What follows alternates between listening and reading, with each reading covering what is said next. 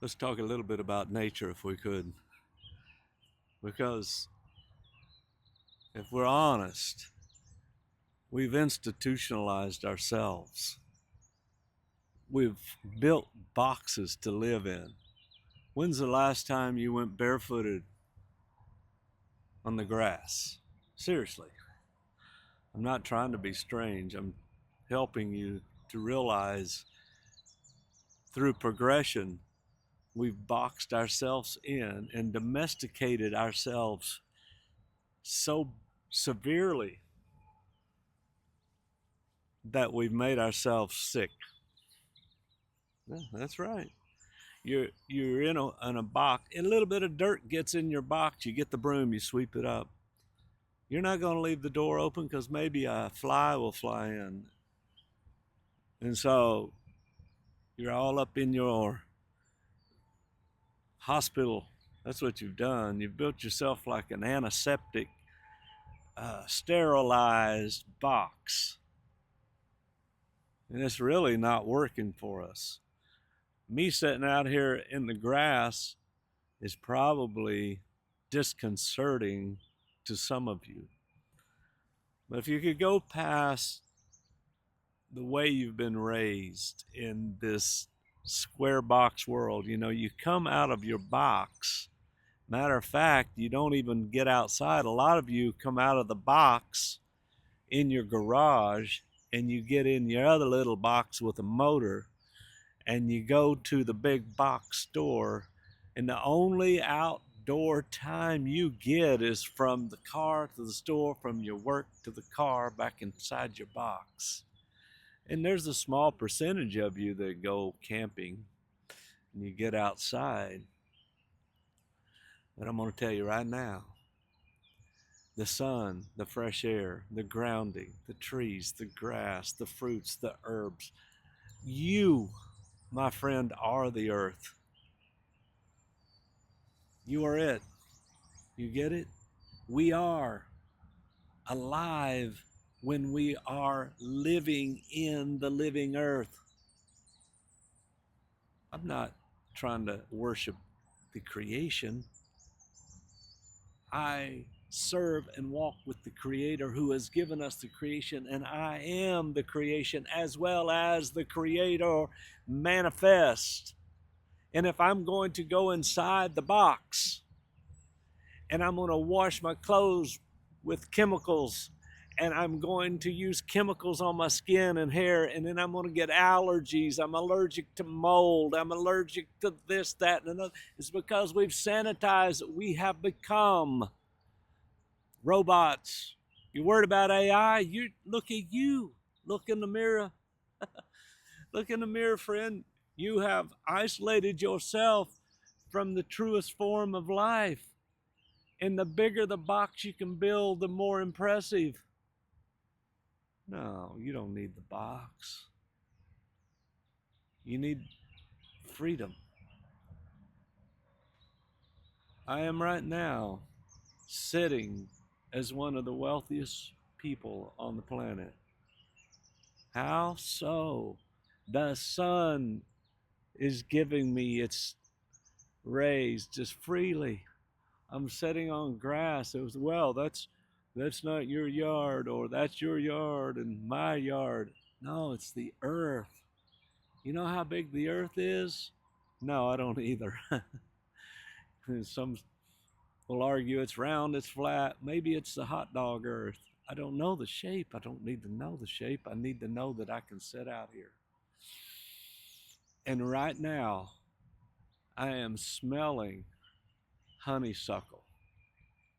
You tell me what is richer than this? What is richer than this? I'm smelling honeysuckle that are right behind me. I'm listening to the birds. I just watched a turtle stroll by. Squirrels, rabbits, deer, flies, ants, wasps, everything. Look, there's a bird right there. But you want to put on your $1,000 suit, get in your Mercedes, drive up to the big corporate office, and act like you're something. All the while, you're a slave. You've become a slave to the domesticated world. Do we need CEOs? Obviously, we need to work. We need to build things. We need to produce. I'm glad for grocery stores. Don't get me wrong. I'm glad that somebody designs cars and works on cars. We need these things, but we do it with a joy from our heart. But we do not cut ourselves off from the earth. You cannot. This is our healing. Some say, how come, Rob, you got so much energy? How come you're so alive? It's because I am not sold to the box. I am not strapped in the box. I am not tied to the box with the motor on it. I am not encaged, encapsulated, and starved inside the box. You're going to go in your box, your house that you think is so fancy, and you're going to open the square box called the fridge, and you're going to grab something in a box, and you're going to put it in the box microwave, and you. Sorry. And not sorry, really. Yeah, so they say, Rob, you're out of the box. And truthfully, I am. Truthfully, I am. Started years ago. Um, I was born in a family of tinkerers. We've always traveled, somewhat nomads, and able to do anything and build things. And that's huge for me. That's a blessing.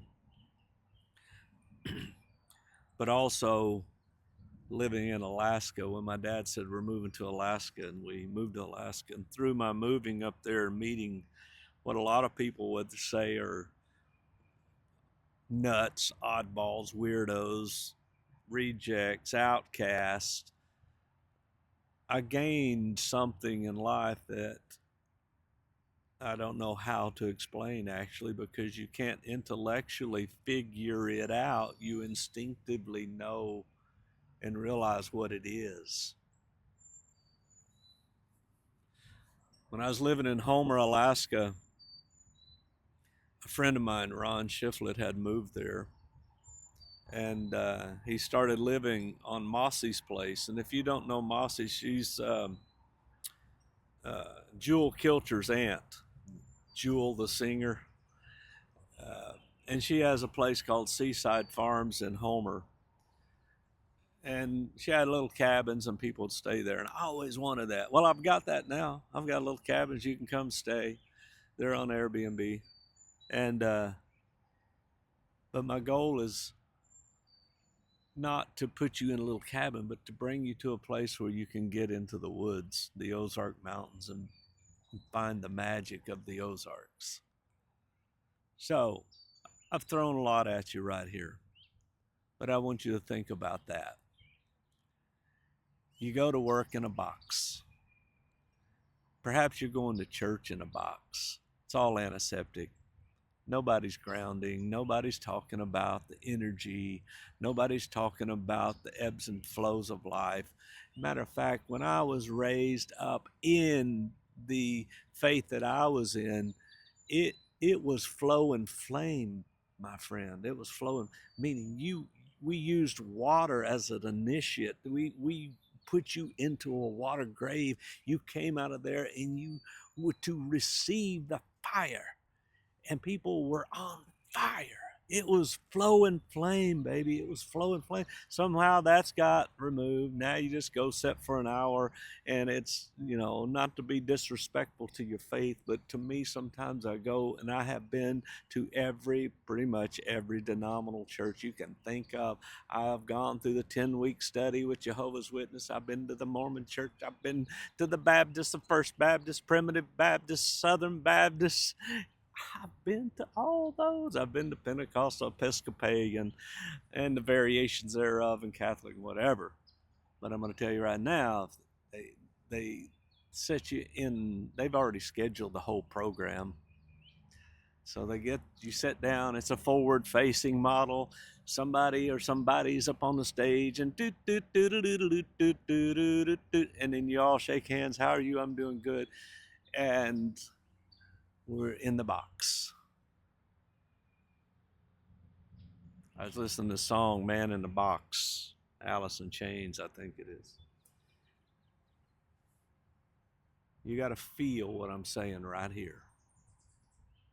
Rob with an R is going to help you if you feel. Don't listen, try to analyze. What's he talking about? Stop. Feel what I'm saying. The box is not serving us. The box is not serving. The social constructs in the political arena, the educational arena, the medical world, everything is being shaken. We are earth. We are of the earth earthy. And we are of the heavens heavenly. And there is still unconditional love. There are still people walking the face of this earth that are truthfully light bearers. I'm not asking anything of you. You can buy my book if you want or not. And if you don't have the money, I'll give you one. I'm not asking to eat your lunch. I have come to give you lunch and to help you to live a full and a free life, healthy, wealthy, with the wealth of the earth, the wealth of the heavens shining down, and with the wisdom that passes understanding and the peace that passes understanding. What do I mean by passing understanding? Your intellect can only go so far. You can learn and read, but there's got to be this knowing of who you are in relation to the heavens and the earth. There's no Patreon. I'm not asking you to send me money. I'm well taken care of. Well taken care of. How? Just doing what I enjoy doing, loving life, and being outside of the box. Love you for real. Bye bye.